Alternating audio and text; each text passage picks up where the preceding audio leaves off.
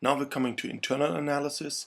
We are still in the analysis part of part 2, the part B, actually walking through a marketing plan after introduction.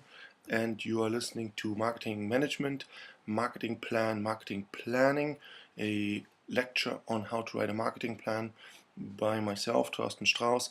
My details are in the back. So here you see the 7 parts, and we are still in the analysis part right here. And now we talked about the external part, now we're going to internal part before we talk to SWOT, and then before we talk about the strategic part of a marketing plan. So the internal part splits into these 5 parts. We have an internal audit, so that is the current strategy, talking to management and interviewing key managers in the company. You get an insight about the current strategy. You can do a core competence audit. You can look that one up, how to do a core competency audit. You can look into the capabilities. You can see what secondary sources say about capabilities. You can look into processes and what processes do they have, how efficient are they, technology, functions, performance. This needs usually a very open access inside look into a company, but that is what an internal audit contains. Then we talk about core competence analysis, and I will show you a framework for that. We talk about the classical portfolio analysis of products or business units. I show you a framework for that, but you probably have heard about this before. I will talk a little bit about benchmarking and how to do it, and a little bit only about value chain analysis, because benchmarking and value chain analysis are quite complex, quite resource intensive, and for our purpose here for the marketing plan and the little time frame we have in this semester, I don't know how much you can actually pull this one off. That is that I want to manage your expectations. So then let's take a look at the next slide. Before we do, let's focus on the bottom left here. From my experience, I can say really that the financial part is the easiest, because they are very concrete numbers, very easy to obtain if they're willing to give it to you. Production is also very easy to get some KPIs, because they measure a lot of these KPIs. They usually capacity planning, utilization rates, machine time, downtime. I don't know, all these things are very easy to get if they do, but can be very politically challenging, especially when you talk about strategic shifts or sensitive situations. Estimating processes or evaluating processes and technology is really complex. So that is going to be starting to become very difficult. And when you come to human resource management, or the functions and the competencies, that is very difficult to evaluate, and you need to have a really good insight and need to be really doing a good job in interviewing and have a keen eye here to extract these accurately and efficiently. So talking about core competencies, that's what I want to focus on here. The other ones you can look that up, or dig deeper in. I will put the source online, dig deeper into how to do that. Here we have a definition from Prahalat and Hamel. The competence is a bundle of skills and technologies, so it's both, that enables a company to a particular benefit to customers. And that is really a redefinition, another redefinition, and further definition of the original publication. So it's a bundle of skills and technologies. It can be more than one thing that gives you a benefit over your customers. And the original definition was, in the long run, competitiveness derives from an ability to build at lower costs and more speedily than competitors the core competencies that spawn unanticipated products. So that's a little bit more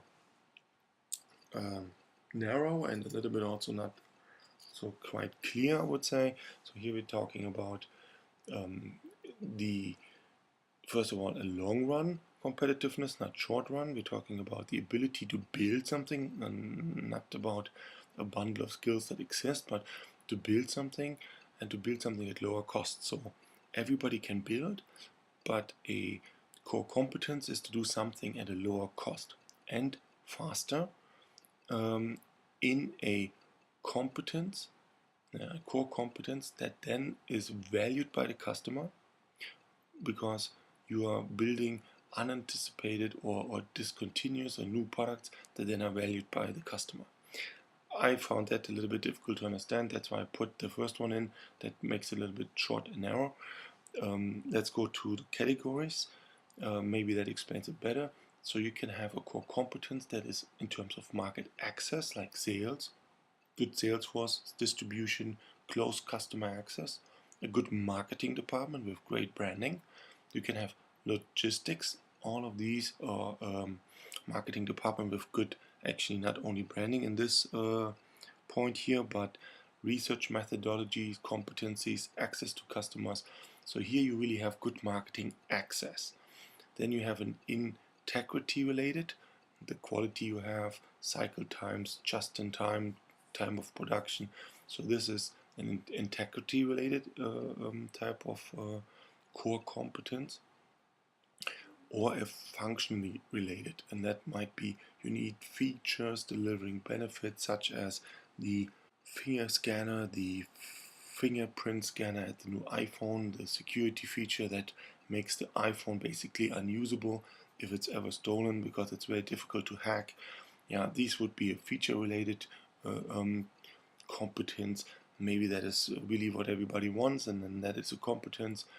Maybe designing something, making it very small, like Sony for a long time, their core competence, take any type of technological equipment, Walkman, television, camera, and miniaturize it, make it small and nicely in usability. That was their core competence of Sony, just to mention one, and so on.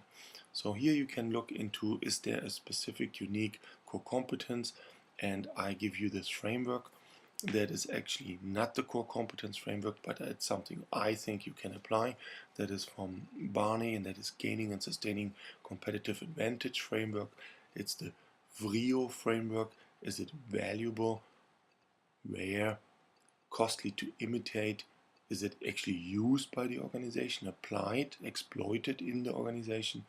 Then the level of competitive advantage. So if it's not rare and not used, of course you have then you actually have a competitive disadvantage, yeah? Because you're not using it across the organization and you don't have any valuable competence. If it's valuable but not rare, then you are at the same level as everybody else. If it is valuable and rare, you have a competitive advantage, but it might be temporary. If it is valuable, rare, and they cannot follow you because it costs them a lot of money to do so, and you using it across the entire organization and base your operations on it and really apply that in your product definition and product development, then you have a sustainable competitive advantage. Now today, in today's time, this is very that's a little bit under attack, because how sustainable are things really? How costly are they to imitate with the reduction in cost and access with internet and distribution access? It has become quite difficult to really generate competitive advantages. And that makes marketing very important, because branded companies seem to be a little bit an advantage to those companies who are not branded, because once they lose their technological edge or core competitive edge, then they are basically in commodity land like everybody else. While branded companies do not need to be technological advanced. I'm just talking about Apple here. You know that the phones are not the most technological advanced, but still, because of branding and other things, Apple takes a premium value, charges a premium value, and is very profitable. Coming to the second one of the internal analysis methodologies, that is the portfolio analysis.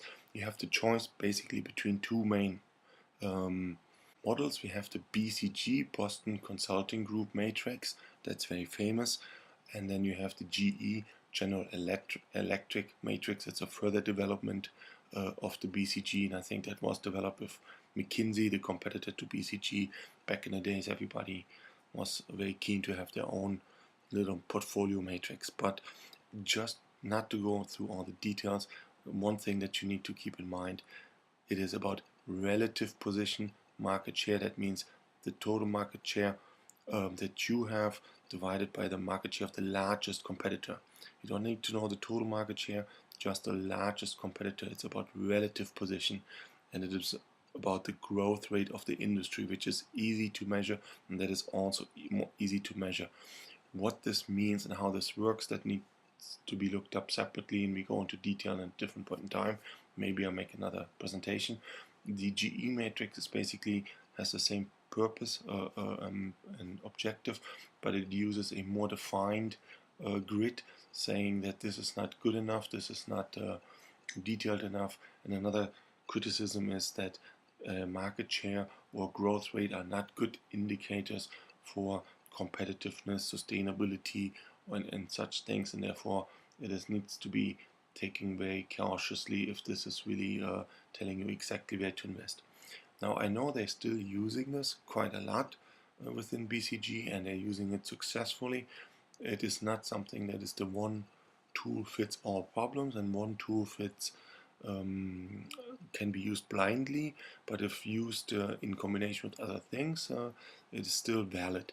Now, this is a bit more complex, and there are a lot of drivers and measurements behind it. I think there were 5 to 10 or 12 measurements on the different axes here, and that then gives you a more grainy and yeah, a little bit more defined result. So portfolio analysis is excellent for internal analysis. It's very easy to do because you can usually look into the sales figures and the growth and have also access to market type of information. That is not so hard to do. Now coming to something that's more difficult to do, that's benchmarking. That takes quite a bit of resources, and maybe the company is willing to do that. I don't want to explain everything now in detail. You see what it is on the left. The only tip that I can tell you is knowing yourself, knowing others, comparing yourself to best-in-class competitors, but not competitors, but others. So the key to benchmarking is not to compare to your competitor, because that's very difficult to do. It is to find somebody who has the same type of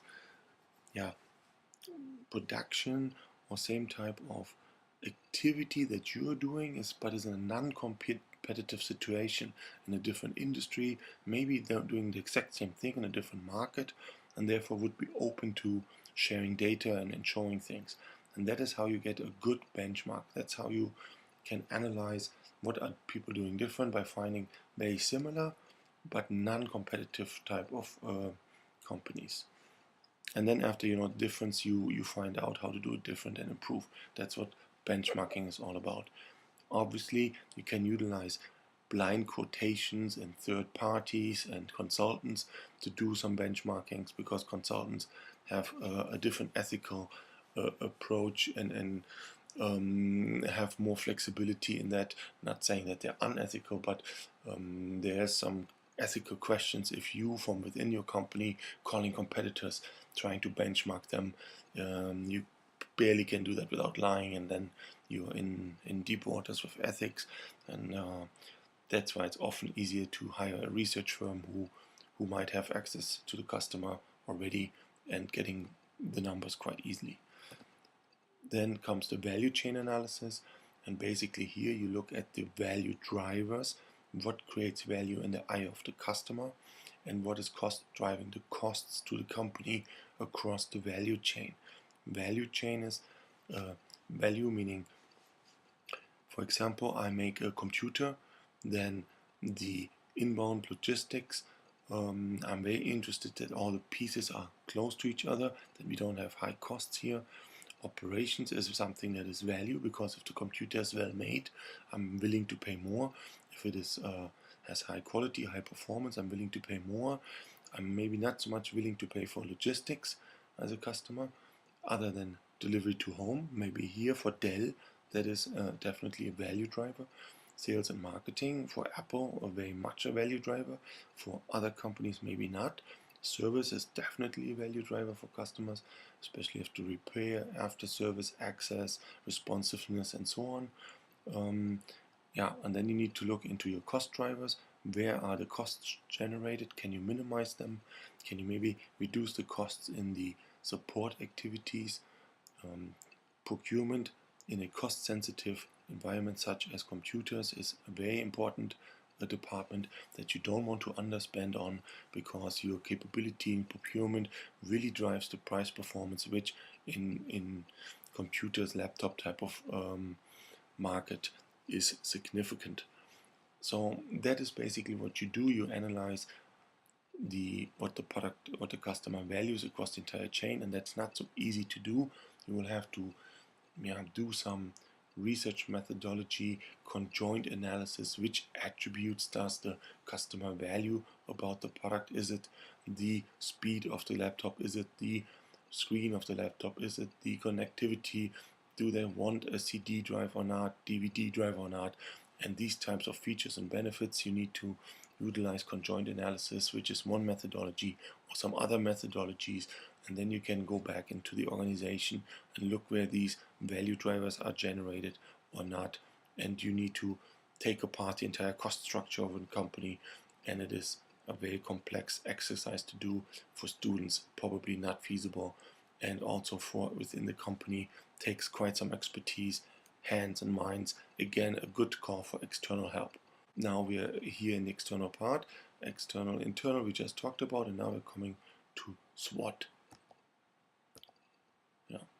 SWOT analysis is strength, weaknesses, opportunities, and threats. We already talked about opportunities and threats are coming from the external analysis. Now guess what? The strengths and weaknesses coming from the internal analysis. And this is a really nice overview here.